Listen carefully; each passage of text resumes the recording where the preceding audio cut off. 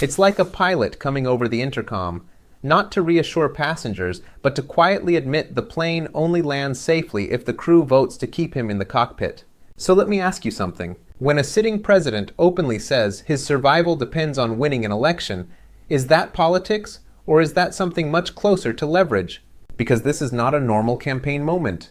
This is not a normal political speech. This is not even a normal presidency. This is a sitting president, Donald Trump, standing in a closed-door meeting with Republican lawmakers and saying, without hesitation, without ambiguity, without legal cushioning, if we don't win the midterms, I will be impeached. Not, they might try. Not, they could attempt. I will be impeached. And that single sentence changes the entire frame of this story, because this isn't about what Democrats are planning. It's about what Donald Trump already believes is waiting. This is not a normal hearing. This is not a partisan clash. This is a moment where a president is defining his own presidency as conditional, not on law, not on conduct, but on control of Congress. Now pause there. Let that sit. Because in a functioning constitutional system, impeachment is supposed to be a response to actions. It is triggered by evidence, by conduct, by what a president does. But here Donald Trump flips that equation. He ties impeachment not to behavior, but to election outcomes. Win the House, survive. Lose the House, removed. That's not a legal framework. That's a political insurance policy. And here's where it gets sharper. Because what Donald Trump said is only half the story. What he did not say is where the real signal lives. He did not say, I will be impeached because I did nothing wrong. He did not say, there are no grounds. He did not say, the Constitution protects me. He said only this, if we don't win, I will be impeached. That's not a defense. That's a calculation. And once you hear it that way, everything else starts to align. Because this statement didn't happen in isolation. It came at a time when pressure is building from every direction. Democratic lawmakers are not speaking in hypotheticals anymore. Figures like Alexandria Ocasio-Cortez are openly discussing removal. Not quietly, not behind closed doors, publicly, deliberately, and not just through impeachment, through the 25th Amendment. That matters, because impeachment is a legal process. The 25th Amendment is a constitutional emergency exit. When both are on the table at the same time, it tells you something is shifting. And then there's the public. After the Capitol attack in January 2021, a Reuters/Ipsos poll found that 57% of Americans wanted Donald Trump removed immediately. A majority, not a spike, not a moment. A majority, and that number didn't appear out of nowhere. It followed a pattern. Every time rhetoric crossed into violence, every time power crossed into overreach, support for removal rose. Again, and again, and again. So now step back and look at the full picture forming. A president who says he will be impeached. A political opposition preparing mechanisms to do it. A public that has already shown willingness to support it. And institutions, courts, officials, even parts of the national security apparatus beginning to push back. This is not noise. This is convergence. And when convergence happens in a system like this, it doesn't dissipate. It tightens. Which brings us back to the core contradiction. If a president truly believes his actions are lawful, why is his survival tied so directly to partisan control? Why is the message not trust the law, but win the midterms? And if the answer to that question makes you uncomfortable, it should. Because this isn't just about Donald Trump anymore. This is about what happens when the line between law and power starts to blur. And once that line begins to blur, you don't get confusion, you get strategy. Because now every decision starts to look different. Not as governance, not as policy, but as positioning. So let's switch modes. Let's go prosecutorial. Let's put this on the record. Exhibit 1, timing. January 2026, a closed-door House GOP retreat. Donald Trump doesn't hedge, doesn't speculate, doesn't soften the language. He says directly, losing the midterms equals impeachment. That is not campaign rhetoric. That is risk assessment. And risk assessment only exists when there is something to assess. Exhibit 2, behavior following that statement. Reports begin to show a pattern. Redistricting efforts being pushed aggressively. Why? Because control of the House determines who writes articles of impeachment. That's not abstract. That's procedural reality. So when a president pressures for favorable maps, you have to ask, what is the objective? Representation or insulation? Exhibit 3, deployment decisions. The National Guard enters the conversation, not in response to a clear national emergency, but in a context where political optics and control intersect. And here's the problem. The National Guard is not a campaign tool. It is not a messaging device. It is a force designed for public safety. So, when its presence aligns with political pressure cycles, the question is no longer what is happening. The question becomes why now? Exhibit 4, Economic Pressure. The Federal Reserve, an institution designed to operate independently from political influence, suddenly finds itself under direct pressure. Why? Because a strong economy benefits incumbents. Because midterms are approaching. Because survival is tied to perception. But the Federal Reserve is not supposed to stabilize political careers. It is supposed to stabilize the economy. So when those lines cross, that's not coincidence. That's interference. Now stack those exhibits together. Redistricting, military positioning, economic pressure, all orbiting around one central fear, impeachment. That is not random. That is a system being bent around a single point of vulnerability. And here's where the internal contradiction becomes impossible to ignore. If Donald Trump truly believed there were no grounds for impeachment, why engineer a system to prevent it? If the case against him is empty, why does control of Congress matter so much? Because in a legal framework, innocence stands on evidence. It does not depend on vote counts. It does not depend on district maps. It does not depend on who holds the gavel. And yet here we are. A president openly tying his fate to electoral outcomes. That's not how accountability is supposed to work. That's how avoidance works. And the logic tightens even further when you look at the language itself. I will be impeached. Not they will try. Not they will fail. I will be impeached. That is certainty. That is expectation. That is a president speaking as if the outcome is already written, pending only one variable. Control. Control of the House. Control of the process. Control of the timing. And once control becomes the deciding factor, the system stops being about truth. It starts being about power management, which leads to the unavoidable conclusion. This is no longer about defending actions. This is about preventing consequences. And when a presidency shifts into that mode, every decision becomes suspect. Every move becomes calculated. Every institution becomes a potential tool, not to serve the public, but to delay the moment when the system finally responds. And when a system starts getting bent like that, the damage doesn't stay inside Washington. It spills outward. It lands on people who never sat in that room, never voted on those maps, never pressured a central bank. So let's shift the frame again, not to power, to consequences. Because while Donald Trump is calculating survival, real-world outcomes are already moving.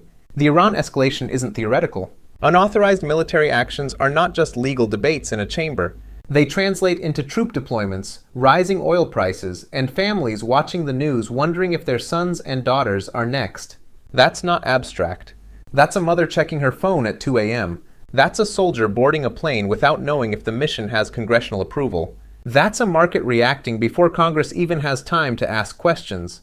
And here's the moral fracture. While those consequences unfold in real time, the conversation at the top is still about midterms, still about control, still about whether a majority can shield one individual from accountability. That contrast matters, because one side absorbs impact, the other manages risk. And the gap between those two realities is where trust starts to collapse. Now bring in the second layer, language, because words are not neutral here. When a president talks about annihilating an entire nation, that's not just rhetoric, that is escalation. That is the kind of language that shifts military posture, that triggers international response, that raises the temperature globally before a single vote is cast in Congress.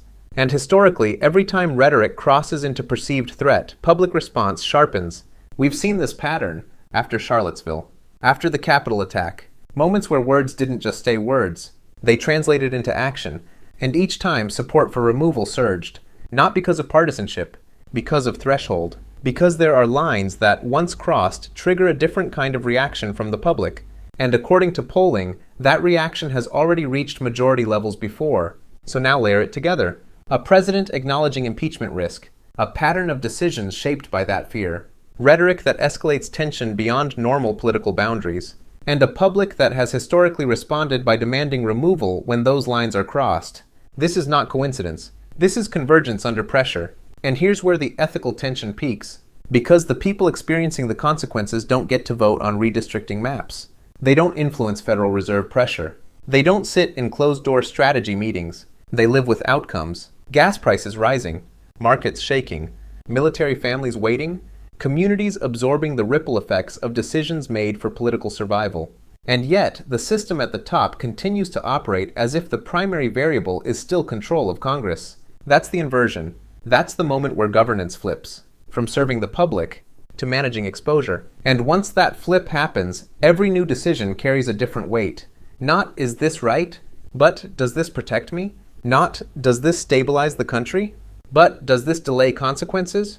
And when those become the guiding questions, the presidency itself changes shape. It stops being an office of responsibility. It becomes a position under siege, responding, calculating, maneuvering, which leads to a deeper, more uncomfortable question. If the costs are already being paid by the public, and the calculations are still being made at the top, who exactly is the system still designed to protect? And once you reach that point, the system doesn't quietly stabilize. It starts revealing what it was built to withstand and what it was never designed to handle. Because now we are no longer talking about a single statement or a single election or even a single presidency. We are looking at a structural test, a stress test, one where Donald Trump is not just a participant, but a catalyst. Courts have already begun to push back, judges rejecting broad claims of immunity, rulings limiting emergency powers, not hypotheticals, decisions on record. That matters because it removes one layer of protection. And when legal protection narrows, political protection becomes more valuable. Which brings us right back to the midterms. Because if Democrats take control of the House in November 2026, the timeline is not vague. It is immediate. January 2027, new Congress seated. Articles of impeachment can be introduced within days. Not months, days. That's not speculation, that's procedure. And that's why the language we heard earlier wasn't casual. I will be impeached. That wasn't a warning to Republicans. That was a clock being acknowledged. Ticking, loudly. Now layer in the second possibility. Even if the House impeaches, the Senate could refuse to convict, meaning a president could be impeached and remain in power. That's not a loophole. That's a constitutional design. But when used in this context, it creates something else. A system where accountability is triggered, but not completed. Where action is taken, but consequence is suspended. And that's where public trust begins to fracture. Because from the outside, it starts to look less like law and more like alignment. Which party controls which chamber? Which vote holds? Which margin survives? And once law begins to feel conditional, the question changes. It's no longer what happened.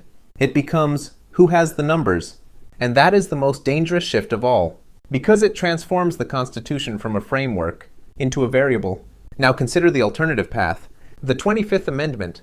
Cabinet members, alongside Congress, determining whether a president is fit to continue. That is not a political maneuver.